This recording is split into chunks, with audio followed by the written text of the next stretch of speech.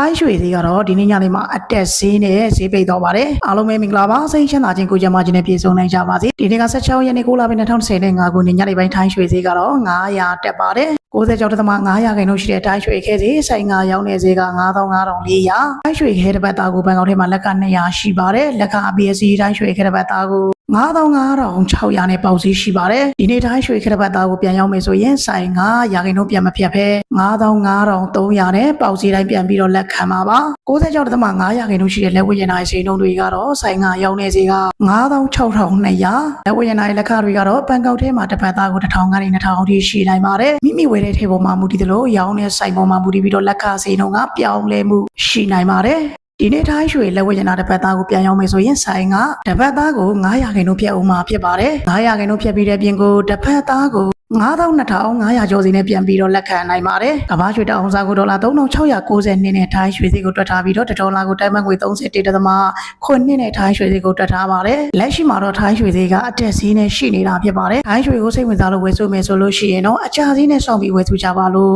အကြံပြုခြင်းပါတယ်။ထိုင်းရွှေဈေးကလက်ရှိမှာတက်နေပြီမဲ့ထိုင်းရွှေကတစ်ပတ်သားကို94,000အထိပြန်ကျနိုင်တယ်လို့ခန့်မှန်းထားကြပါတယ်။ထိုင်းရွှေကိုစိတ်ဝင်စားလို့ဝယ်စုမယ်ဆိုလို့ရှိရင်လည်းအခဲကိုပဲဝယ်စုထားကြပါလို့အကြံပြုခြင်းပါတယ်။ထိုင်းရွှေအခဲကိုဝယ်စုထားမယ်ဆိုလို့ရှိရင်ရေရှည်မှာအမျက်ဈေးနဲ့ပြန်ပြီးတော့ရောင်းရနိုင်ပါတယ်ထိုင်းရွှေစင်ငွေစည်းတွေကိုအမြဲတမ်းတင်ပေးပါတယ်အားလုံးပဲစိတ်ချမ်းသာခြင်းကိုကြမှာခြင်းနဲ့ပြည့်စုံပြီးအန္တရာယ်ကင်းလို့ပြီးရှင်းနိုင်ကြပါစေ